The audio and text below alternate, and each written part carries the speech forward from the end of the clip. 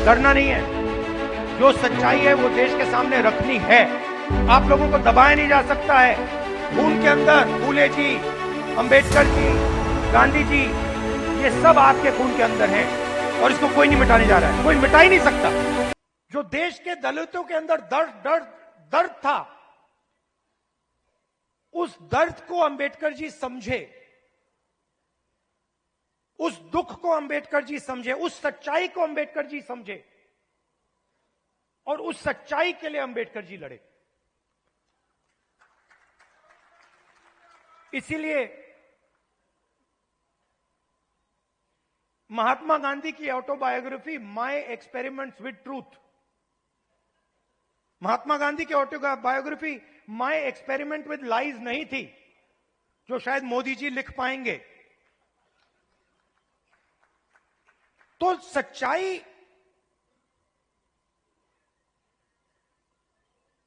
की ही लड़ाई चल रही है। और आजकल क्या हो रहा है,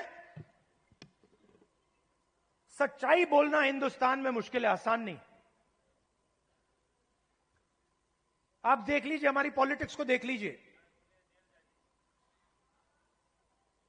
पॉलिटिक्स को देख लीजिए, बड़े बड़े नेताओं को देख लीजिए,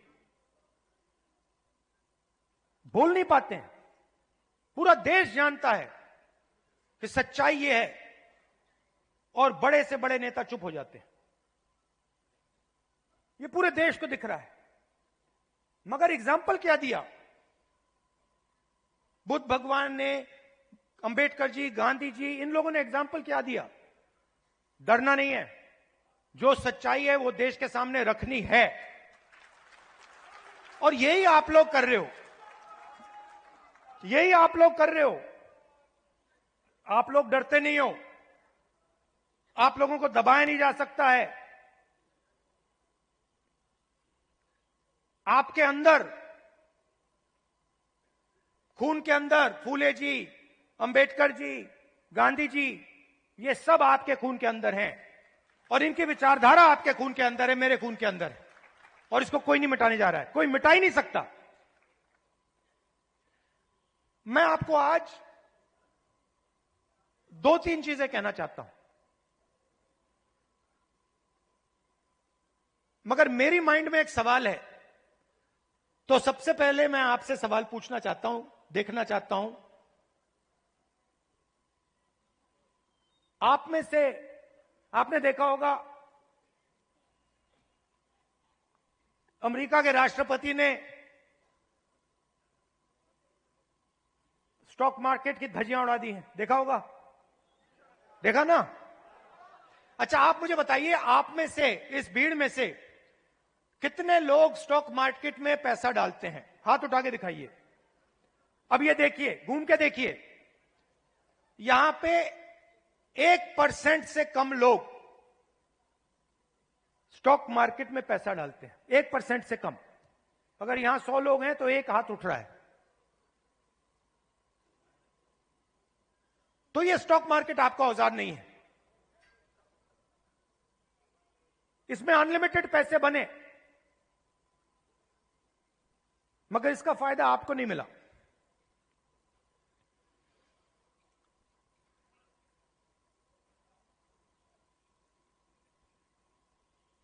सीधी बात करूं,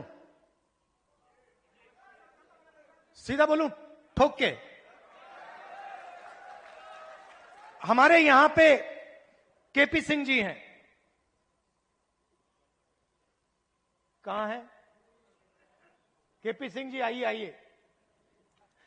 केपी सिंह जी, अब गलत मत मानना जो मैं कहने जा रहा हूं। देखिए, केपी सिंह जी ने कहा, बैठिए बैठिए, आइए। केपी सिंह जी ने कहा कि मैं ऑर्थोपीडिक सर्जन हूं। कहा ना आपने? कहा। कुछ दिन पहले पार्लियामेंट हाउस में डेलीगेशन आया, वहां पे ऐसे ही एक व्यक्ति ने मुझे कहा, मैं आईआईटी का प्रोफेसर हूं और मैंने उससे यही कहा कि देखिए, मैं कुछ कहना चाहता हूं मगर शायद आपको अच्छा ना लगे, इजाजत है? उन्होंने कहा हां, कह दीजिए। और वही मैं आपसे इजाजत लेना चाहता हूं। इजाजत है? देखिए,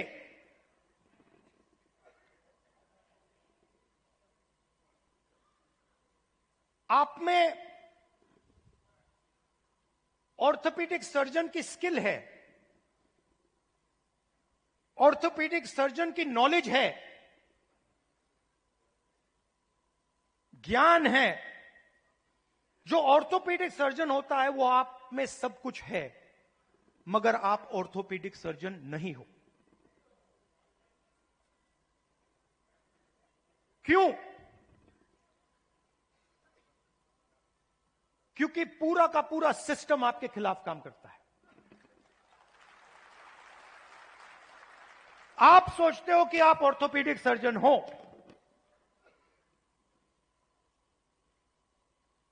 मगर आप अस्पताल को कभी नहीं चला पाओगे। आपको चलाने नहीं दिया जाएगा, कभी नहीं चलाने दिया जाएगा। और अगर आप में क्षमता चलाने की हो तो आपको फाइनेंस नहीं मिलेगा, पैसा नहीं मिलेगा, बैंक लोन नहीं मिलेगा। और अगर आपने बैंक लोन ले लिया और आपने अस्पताल भी शुरू कर दिया, तब ब्यूरोक्रेसी आपको रोकने की कोशिश करेगी। तो आपके मन में लग रहा है आपको कि मैं ऑर्थोपेडिक सर्जन हूं, मगर ऑर्थोपेडिक सर्जन के सच्चे औजार आपके हाथ में नहीं है, आपके खिलाफ काम कर रहे हैं।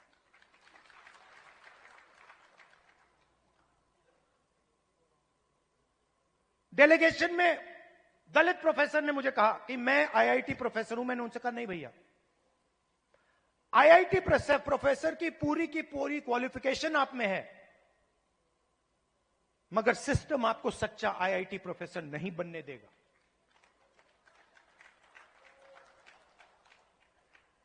और यह सच्चाई आस्ते आस्ते आस्ते आस्ते मुझे बहुत गहराई से समझ आ गई है।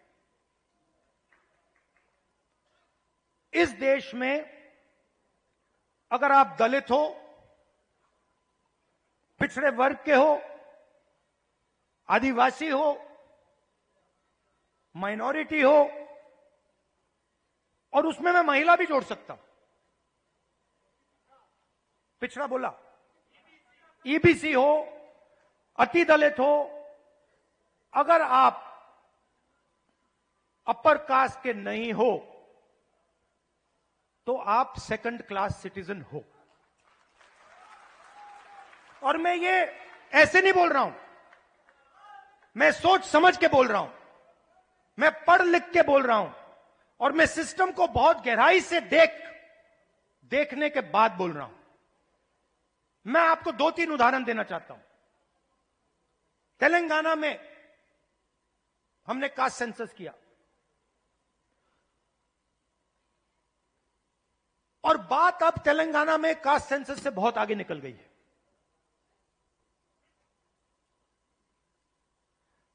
तेलंगाना में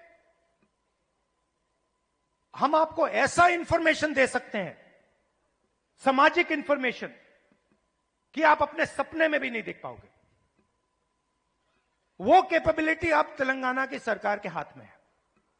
मैं आपको आज स्टेज से बता सकता हूं कि अगर आप तेलंगाना में देखें और उन लोगों की लिस्ट निकालें जिन्होंने बैंक लोन लिया है, सरकारी बैंक से लोन या प्राइवेट बैंक से लोन, उस लिस्ट में आपको ना एक ओबीसी मिलेगा, ना एक ईबीसी मिलेगा, ना एक दलित मिलेगा, ना एक आदिवासी मिलेगा। तेलंगाना की सबसे बड़ी कंपनियों की आप लिस्ट निकालिए, उनके मालिकों की लिस्ट निकालिए, उनकी सीईओज की लिस्ट निकालिए। यह सब हम तेलंगाना में अब कर सकते हैं। उनकी मैनेजमेंट टीम की लिस्ट निकालिए, आप हैरान हो जाओगे।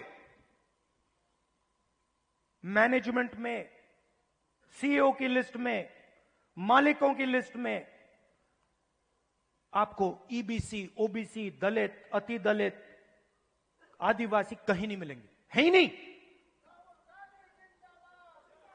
मैं आपसे नहीं कह रहा हूं कि 5% हैं, मैं आपसे नहीं कह रहा हूं कि 5% हैं, जीरो है ही नहीं।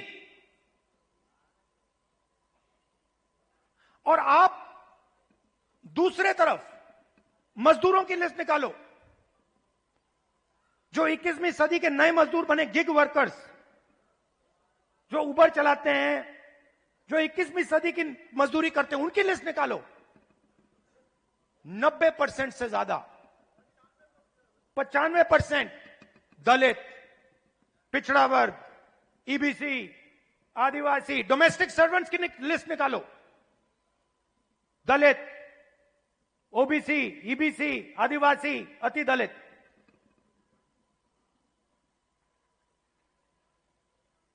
और मैं सिर्फ कंपनियों की बात नहीं कर रहा हूं, मैं अस्पतालों की बात कर रहा हूं, शिक्षा के सिस्टम की बात कर रहा हूं, सरकार की बात कर रहा हूं, कॉर्पोरेट इंडिया की बात कर रहा हूं। जहां भी आप देखो, आप हो ही नहीं।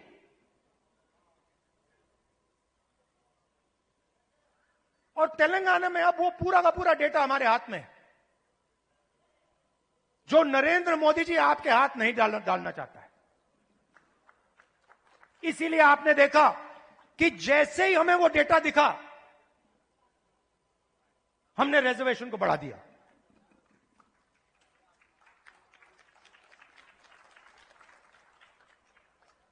मैंने नरेंद्र मोदी जी को लोकसभा में सामने बोला, ये जो फेक दीवार बना रखी है 50% रिजर्वेशन की, इसको अगर आप नहीं तोड़ोगे तो हम इसको तोड़ के गिरा के फेंक देंगे। और दूसरी बात, इस देश के दलितों को, पिछड़ों को, ईबीसी, ओबीसी, अति दलित, आदिवासी, गरीब जनरल कास्ट के लोगों को पता लगना चाहिए कि इस देश की सच्चाई क्या है। कि 5%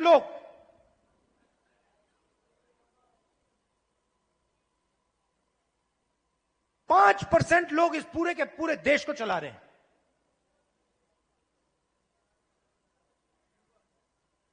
10-15 लोग हैं जिन्होंने पूरे के पूरे कॉर्पोरेट इंडिया को पकड़ रखा है। अदानी, अंबानी, 10 नाम है। और आपका लाखों करोड़ रुपया सीधा आपके जेब में से उनके जेब में ट्रांसफर होता है। जीएसटी आप देते हो, कर्जा माफ उनका होता है। जीएसटी आप देते हो और ठग से कर्जा माफ उनका होता है।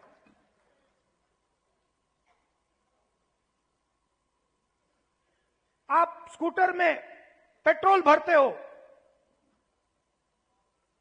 पैसा उनके जेब में जाता है। आप अपने बच्चों को कॉलेज, यूनिवर्सिटी भेजते हो, पैसा उनके जेब में जाता है। आप बीमार होते हो, पैसा उनके जेब में जाता है।